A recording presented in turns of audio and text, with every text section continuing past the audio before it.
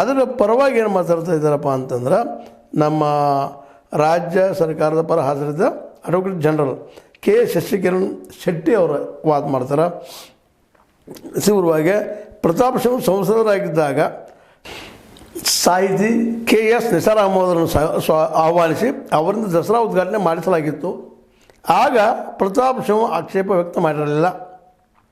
ಅರ್ಜಿಯಲ್ಲಿ ಈ ವಿಚಾರವನ್ನು ಮುಚ್ಚಿಟ್ಟಿದ್ದಾರೆ.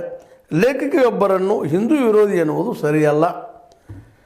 ಧರ್ಮದ ಆಧಾರದಲ್ಲಿ ತಾರತಮ್ಯಕ್ಕೆ ಅವಕಾಶ ಇಡಬಾರದು. ಆದ್ದರಿಂದ ಈ ಅರ್ಜಿಯನ್ನು ವಜಾ ಮಾಡಿ ಪ್ರತಾಪ್ ಸಿಂಹ ಅವರಿಗೆ ದಂಡ ವಿಧಿಸಬೇಕು ಎಂದು ಇವರು ಕೋರಿದ್ದಾರೆ ಸರ್ಕಾರ ಪರವಾಗಿ. ಅಂದರೆ ಇದು ಸಂವಿಧಾನ ವಿರೋಧಿನೂ ಅಲ್ಲ, ಇದು ಒಬ್ಬ ಈ ದೇಶದ ಪ್ರಜೆ ಅವರಿಗೆ ಮಾಡ್ತಾ ಇದ್ದಾರೆ. ಮತ್ತು ಅದರಲ್ಲೂ ಬುಕರ್ ಪ್ರಶಸ್ತಿ ಕನ್ನಡದಲ್ಲಿ ಅಪರೂಪವಾದ ಪ್ರಶಸ್ತಿ ಅಂತ ಇದ್ದಾರೆ. ಅವೆಲ್ಲ ನೆಲ್ಲಿ ಅವರ ಕ್ರಿಯೆ ಮತ್ತು ಜೊತೆಗೆ ಹಾರ್ಡ್ ವರ್ಕ್, ಅದ್ರ ಜೊತೆಗೆ ಅವ್ರ ಪ್ರಾಮಾಣಿಕತೆಗೆ ನಾವು ಆಹ್ವಾನ ಮಾಡಿದ್ದೀವಿ ಅನ್ನುವಂಥದ್ದು. ಮತ್ತು ಕೇವಲ ಇದು ಹಿಂದೂಗಳ ಹಬ್ಬ ಮಾತ್ರ ಅಲ್ಲ, ನಾಡ ಹಬ್ಬ ಅನ್ನೋದನ್ನು ಒತ್ತಿ ಕೊಟ್ಟು ಹೇಳಿದ್ದಾರೆ. ಈ ಎಲ್ಲ ಹಿನ್ನೆಲೆಯಲ್ಲೇ ಏನಪ್ಪ ಅಂತಂದ್ರೆ ಕೋರ್ಟ್ ಇದ್ದಂಥದ್ದು ಒಂದು ಡಿಸಿಷನ್ ಕೊಡ್ತದೆ. ಏನಪ್ಪ ಅಂತಂದ್ರೆ ಇದನ್ನು ವಜಾ ಮಾಡ್ತದೆ. PIL ಯಾಕೆ ವಜಾ ಮಾಡ್ತಾರಪ್ಪ ಇದನ್ನು?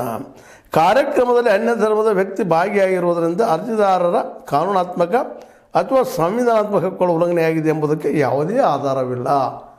ಅವ್ರು ಬಂದರ ಸಂವಿಧಾನ ವಿರೋಧಿ ಇದ್ದಾರೆ ಇಲ್ಲಿ ಎಲ್ಲಿ ಆಧಾರ ಕೊಟ್ಟಿಲ್ಲ ಅವರ. ಮತ್ತು ಆ ಕಾರಣಕ್ಕಾಗಿ ಇದನ್ನು ವಜಾಗೊಳಿಸ್ತಾ ಇದ್ದೀನಿ ಅಂತೇಳಿ ಹೈಕೋರ್ಟ್ ಜಡ್ಜ್ ಅವರು ಹೇಳ್ತಾ ಇದ್ದಾರೆ.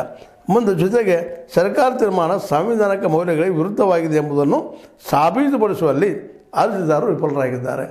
ಸಂವಿಧಾನ ವಿರೋಧಿ ಅಂತ ಹೇಳುವಲ್ಲಿ ವಿಫಲರಾಗಿದ್ದಾರೆ. ಅಂದ್ರೆ ಕುಂಕುಮ ಅಲ್ಲಿ ಹೋಗಲಿಲ್ಲ ಮಾಡಿ ಅನ್ನೋದು ಇವು ಸಂವಿಧಾನ ವಿರೋಧಿ ಅಲ್ಲ. ಅವರ ನಂಬಿಕೆಗಳು ಅವರ ಯೋಗ್ಯತೆ ತಕ್ಕಂಗೆ ಅಲ್ಲಿ ಕೊಟ್ಟಿದ್ದಾರೆ ಅನ್ನೋ ಮಾಡಿ ಈ PIL ವಜಾ ಮಾಡಿದ್ದಕ್ಕೆ ನಮ್ಮ ಪ್ರತಾಪ್ ಸಿಂಹ ಅವರು ನ್ಯಾಯಾಲಯದ ವಿಶ್ವಾಸಾರ್ಹತೆಯನ್ನು ಪ್ರಶ್ನೆ ಮಾಡುವುದಿಲ್ಲ. ಜಾತ್ಯತೀತ ಚೌಕಟ್ಟಿನಲ್ಲಿ PIL ವಜಾ ಆಗಿದೆ. ನಾನು ವಾಕ್ ಸ್ವಾತಂತ್ರ್ಯ ಬಳಸಿಕೊಂಡು